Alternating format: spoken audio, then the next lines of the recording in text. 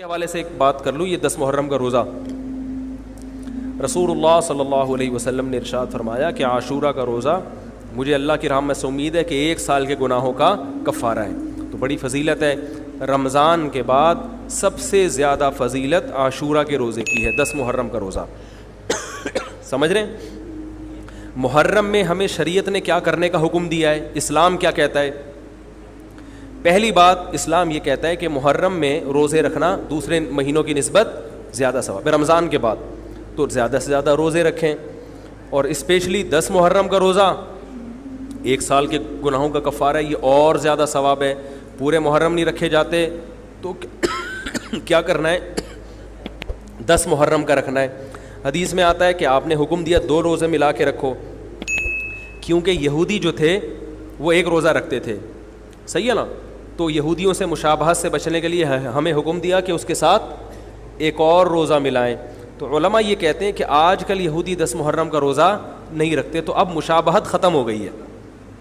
تو اگر کوئی 9, 10 یا 10, 11 کا رکھ لے تو اچھی بات ہے, نہیں تو صرف 10 محرم کا بھی رکھ لے تو بھی انشاءاللہ پورا ثواب ملے گا, کیونکہ اب اس میں مشابہت رہی نہیں ہے.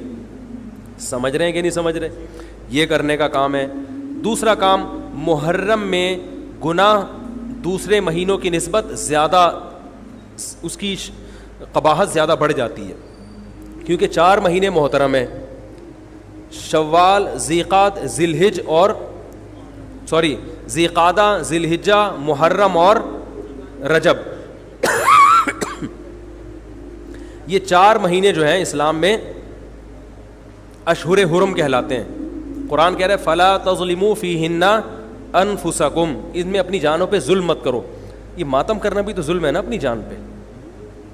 تو اللہ نے فرمایا ان 4 مہینوں میں اپنی جان پہ ظلم مت کرو. کسی بھی طرح سے ظلم ہو, جسمانی ظلم ہو, روحانی ظلم ہو. جسمانی ظلم ماتم کر کے بھی ہو سکتا ہے, اور انگاروں پہ چل کے بھی ہو سکتا ہے, اپنے آپ کو پیٹ کے بھی ہو سکتا ہے. روحانی ظلم کیا ہے؟ گناہ کر کا. تو نہ گناہ کرنے کی اجازت, نہ کسی اور طرح سے. عام مہینوں میں بھی ظلم کی اجازت نہیں ہے, نہ اپنے اوپر اور نہ کسی اور پر. تو ان 4 مہینوں میں ظلم کی نوعیت بڑھ جاتی ہے. سمجھ رہے ہیں؟